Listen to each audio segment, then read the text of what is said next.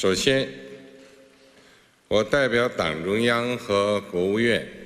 Au nom du comité central du Parti communiste chinois et du Conseil des affaires d'État, j'adresse mes vœux de fête à tous les gens de tous les groupes ethniques à travers le pays, aux officiers et soldats de l'armée populaire de libération et aux membres de la police armée, ainsi qu'à tous les autres partis politiques et personnalités sans affiliation politique en Chine. Je tiens également à adresser mes sincères vœux aux habitants des régions administratives spéciales de Hong Kong et de Macao, aux compatriotes de Taïwan et aux Chinois d'outre-mer, et à exprimer ma gratitude à tous les pays et amis internationaux qui ont apporté leur soutien et leur aide au développement de la Chine.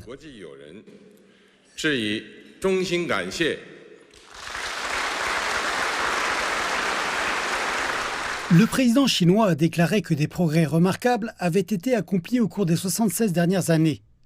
Au début du mois de septembre, la Chine a commémoré le 80e anniversaire de la victoire de la guerre de résistance du peuple chinois contre l'agression japonaise et de la guerre mondiale contre le fascisme. Il a appelé le peuple à s'inspirer de l'expérience historique pour mieux construire le pays.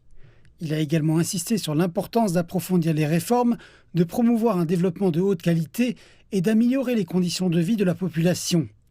Il a indiqué qu'en octobre, la Chine convoquerait la 4e session plénière du 20e comité central du Parti communiste chinois afin de discuter des questions importantes pour le 15e plan quinquennal du pays.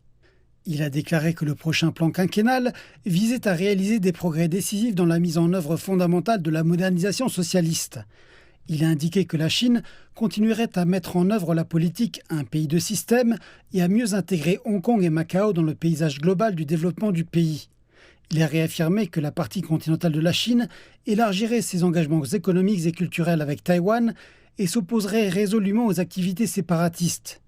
M. Xi a également exprimé la position de la Chine sur la gouvernance mondiale, appelant à des efforts pour faire rayonner les valeurs communes de l'humanité et poursuivre un monde multipolaire.